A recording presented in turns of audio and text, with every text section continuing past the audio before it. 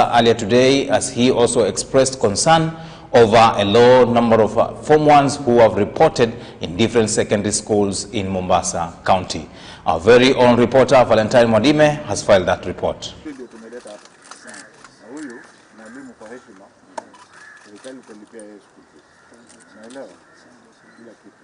Professor George Magoha was on official duty in Jomvu Sub-County, Mombasa County, to inspect the ongoing Form 1 registration and enrollment process, has said that he is saddened by the low number of Form 1s who have reported to various secondary schools in the Coast region, calling for parents whose students have not yet reported to school to do so by Thursday this week. CS Magoha has also asked well-wishers to extend their hand in helping the students from humble backgrounds who are yet to join Form 1. He said this after meeting two boys who were struck waiting to join secondary school due to lack of finances. I decided to pass through here, and after about an hour we have identified two very bright students who failed to go to school. I want first of all to appeal to all Kenyans who are able, and there are many of them who are able, that I think it is only education that is a constant changer, and that I'm instructing our officers who are in the field, together with the Ministry of Interior, who is represented here by the Deputy County Commissioner, Mr. Siele, on my left, together with his chiefs and sub-chiefs and our quality assurance officers and education officers, to go to the field and mop every child. Every child must be taken to school between today and Thursday. You will argue that they will break out on Thursday. Yes, but they should be registered there so that when we leave first term, when they leave the half term, they go back to school.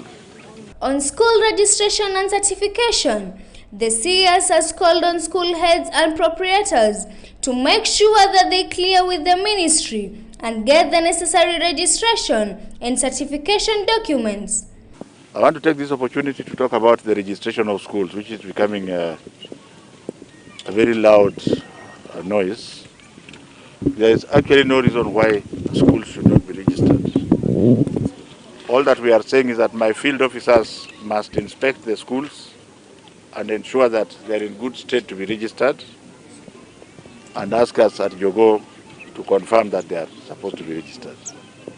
I have realized that people who do funny things with the registration of schools have delayed these processes, and we are going to make sure and to ensure that, for example, this morning I was asking somebody from this area who was saying schools are not being registered, and I challenged him to take me to one. And the one he wanted to take me to is one which has already been registered. Can we be serious? Because the government wants to register schools as we are moving about the 100% transition. I've been to the field myself, and two of the schools that I inspected in the Nyanza region, unfortunately, did not meet the criteria.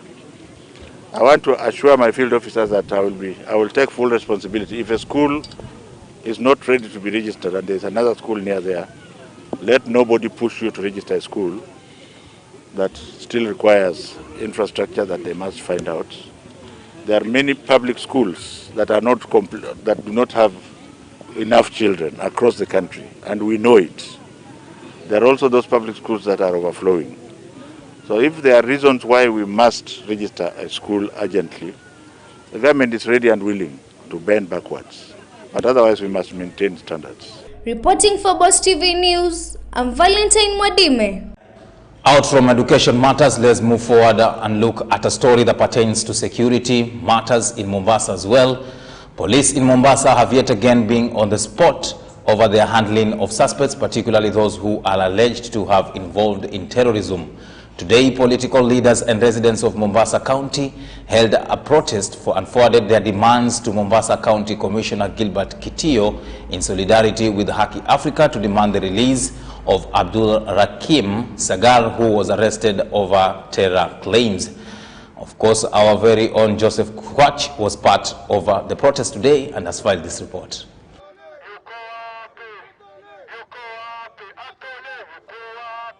The National Police Service is being blamed for the alarming rate of disappearance that is being experienced in the coastal. Political leaders and residents of Mombasa County held protest along Old Town all the way to the County Commissioner's office to raise their complaints following the missing of one Abdul Hakim Salim Sagar on Wednesday last week. Na naamini kwamba uhuri huu si mwanzo kwa Abdul, bali imekuwa ni kama dasturi kutoka Lamu mpaka Kwale na Kenya nzima. Kitendo hiki hakika chafaa kukashifiwa na tunakashifu kitendo hiki, lakini la pili zaidi ni kwamba hii inaonyesha wazi kanuni ya kigaidi hakika ni kanuni ambayo imelemea zaidi Waislamu. Miaka minne kuna over 100 people ambao wamepotea katika mkoa wa Pwani. Now we will be calling this as an injustice. Mombasa Senator Mohamed Faki and Nyali Member of Parliament Mohamed Ali have cautioned the steps being taken by the police to apprehend suspects. Naam, tumeweza kumuona Regional Commissioner Bwana Elungata na akatuhakikishia kwamba Abdul Hakim alikamatwa, hakutekwa nyara. Alikamatwa na maafisa wa usalama kutoka Nairobi na huenda wakamwakilisha mahakamani baadaye leo mchana. Mimi nataka kusema hivi, this issue of extrajudicial killing, kidnapping imekuwa too much. We want all the police officers in Mombasa County and Coast Region at large to identify themselves, and they must tell us where they are taking the person. A lot of people have been killed, sio hapa peke yake. Mambo ya mauaji yamekuwa too much all over the country.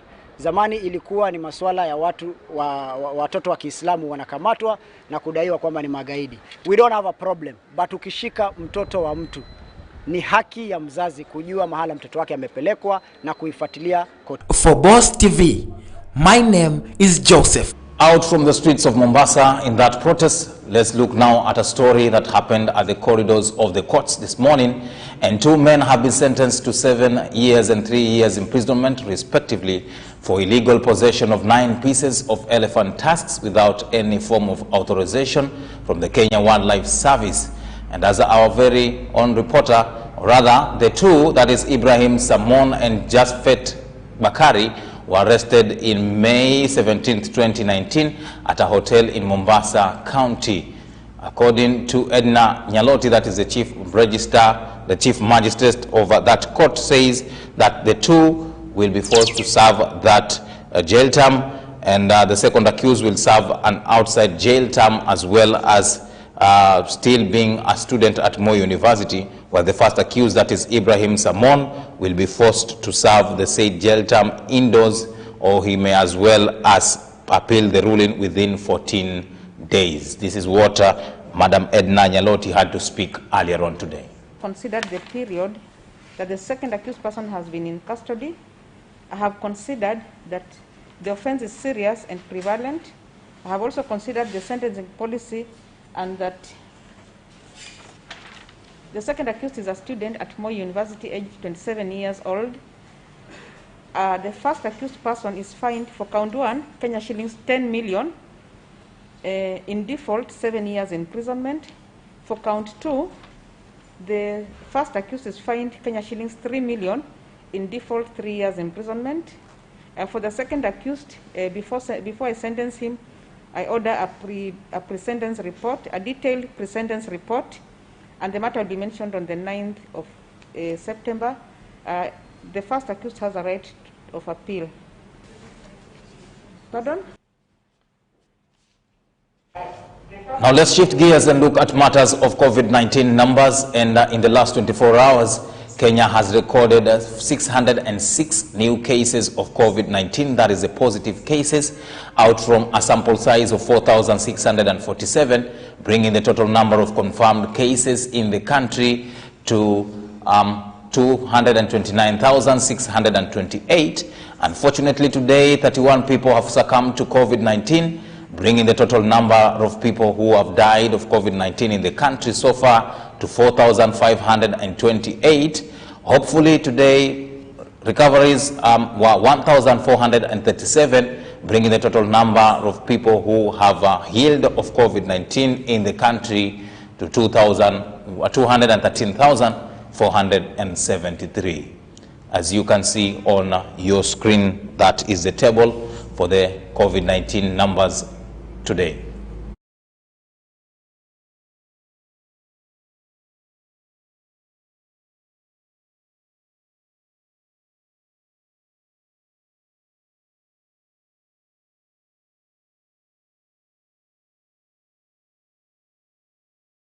On that COVID-19 news, unfortunately, we've come to the end of our bulletin tonight. Thank you so much for your time, and be sure to catch all these news that I've read to you on our website link, that is bosstv.com, and of course you can also check it out on our YouTube channel, that is Boss TV, so that you can as well as share your feedback about the same. But from me, Shadrack Ogega, together with my son, language interpreter Felix Oteno, we wish you a good night. Let's do this again tomorrow. Same time, same place. Have yourself a good night.